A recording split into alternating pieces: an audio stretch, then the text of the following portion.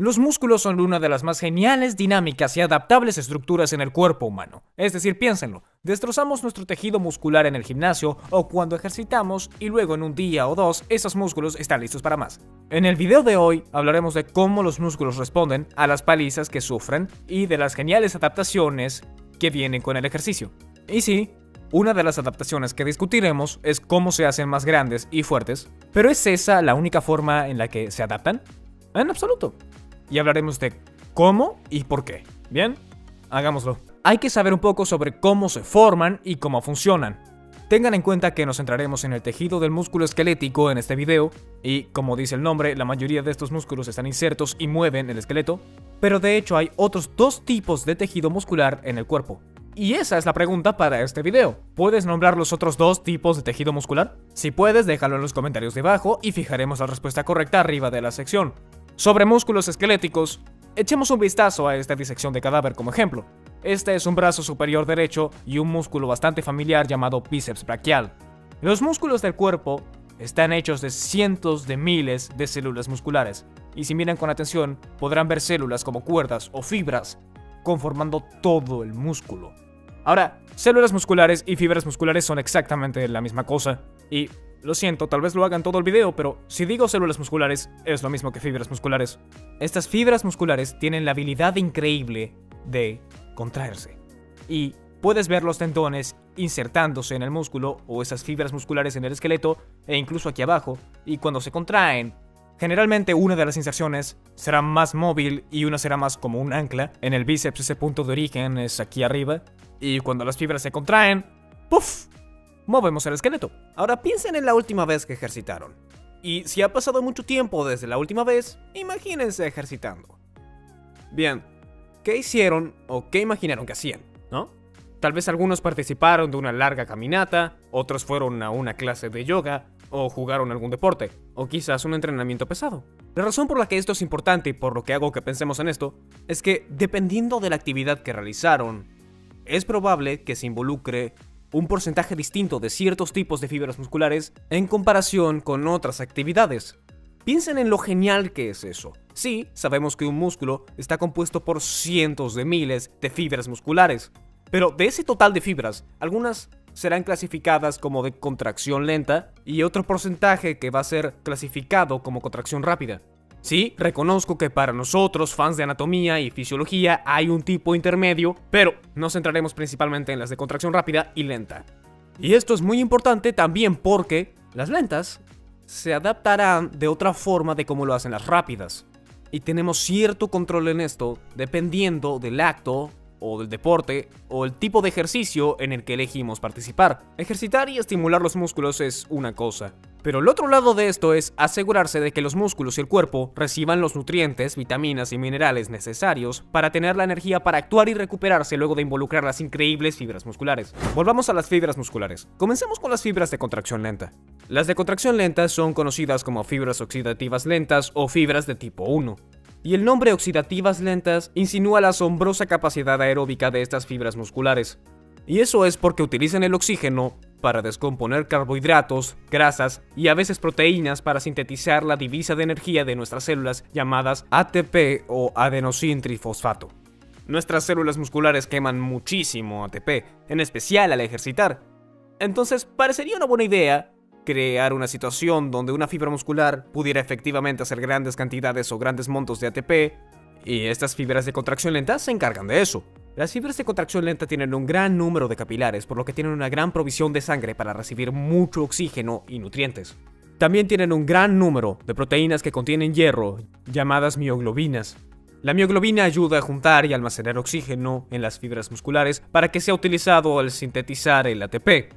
Y para todos aquellos que adoran aprender sobre el motor de la célula, la mitocondria, estas fibras de contracción lenta están repletas de estas mitocondrias. Y si no tienen ni idea de lo que es una mitocondria, está bien. Piensen en ellas como organelas o pequeños órganos dentro de la célula que ayudan a sintetizar el ATP y utilizan el oxígeno para hacerlo. Como pueden ver, debido a la gran oferta de sangre, la mioglobina y la cantidad de mitocondrias que tienen, estas fibras de conversión lenta están hechas para utilizar bien el oxígeno para hacer ATP.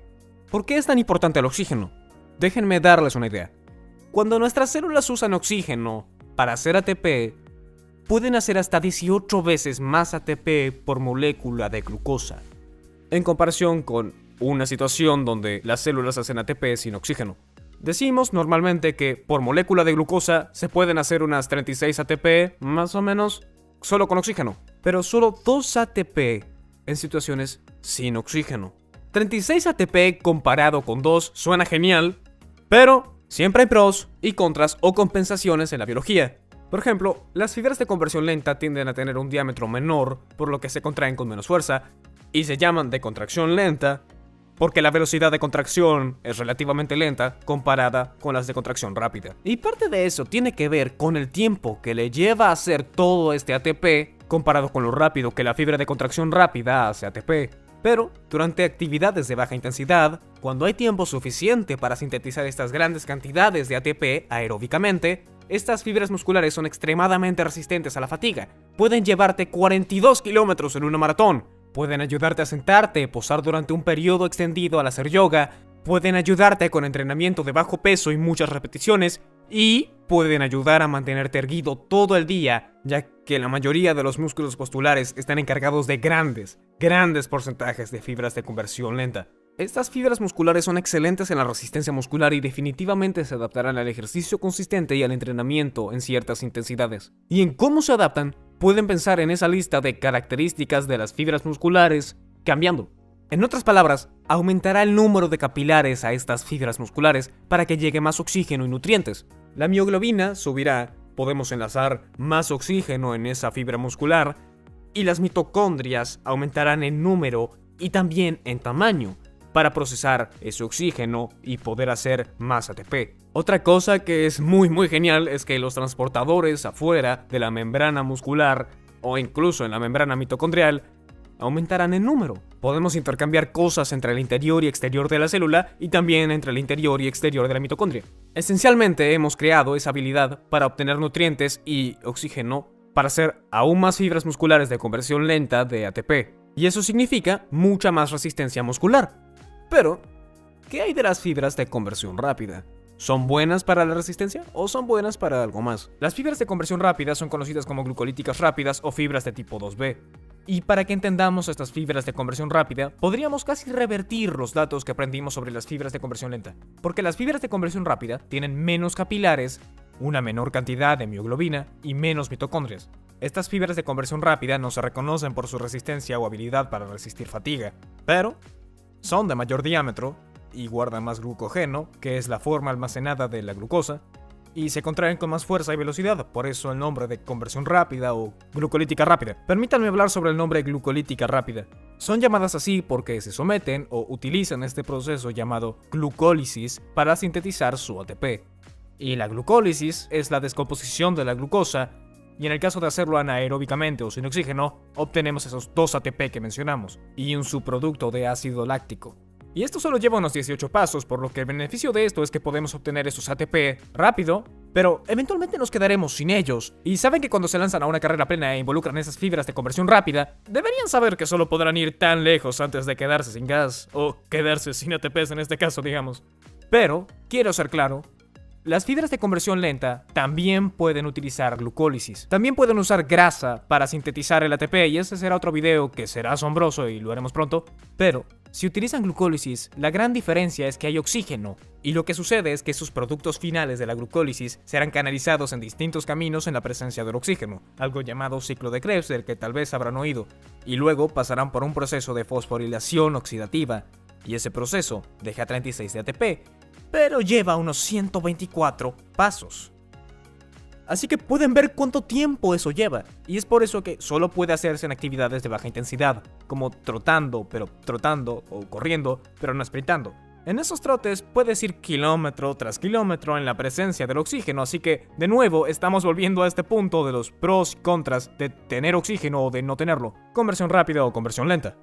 Pero finalmente llegamos a esta idea de cómo es que las fibras de conversión rápida se adaptan. Incluso para que las fibras de conversión rápida se adapten, primero debemos llamarlas o involucrarlas. Así que usemos este ejemplo. Mover esta adorable pesa de 1 kilo, la levanto e involucro mis bíceps. Les haré una pregunta. Para mover esta pesa de 1 kilo, ¿estoy involucrando todas las fibras musculares de mis bíceps? Y la respuesta es que no. Porque si cada vez que involucro mis bíceps para levantar esta pesa, si involucrara cada fibra muscular se vería más así.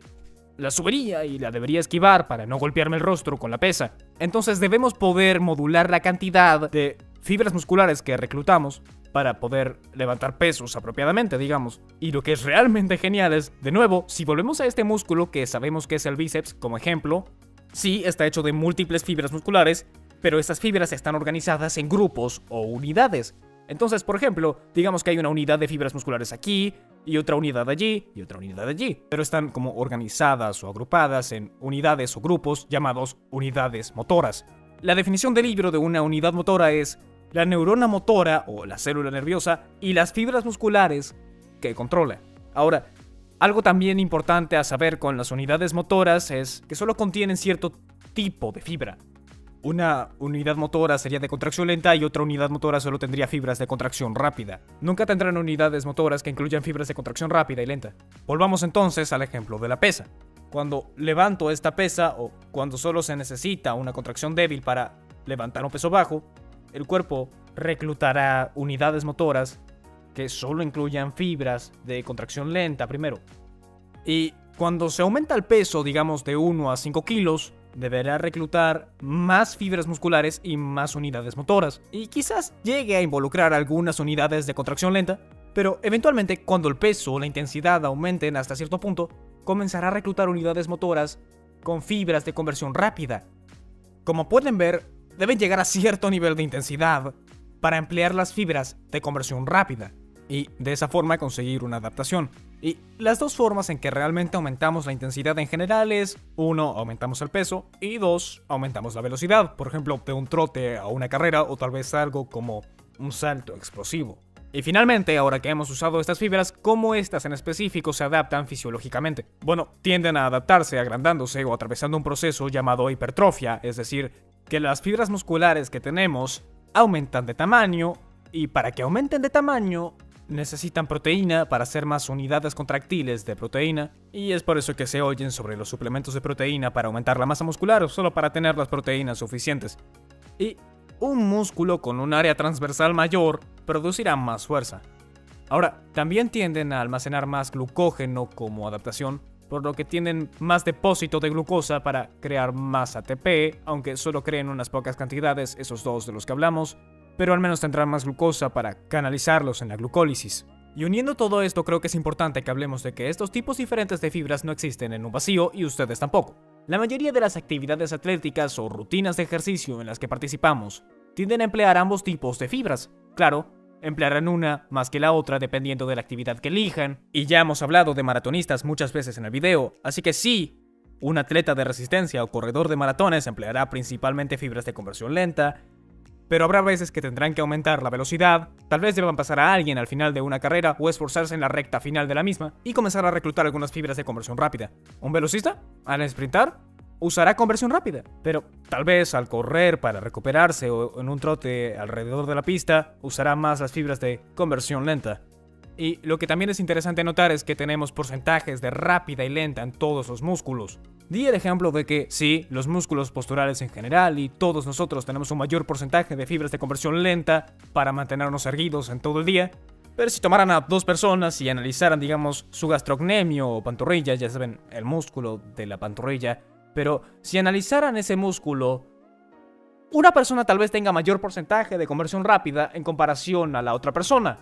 Pero lo que aún pienso que es increíble sobre esto, dependiendo de la actividad que les guste o tiendan a realizar, si es de conversión rápida dominante o lenta dominante, influirá en las asombrosas adaptaciones que pueden atravesar los músculos basándose en esta maravillosa cosa que llamamos ejercicio.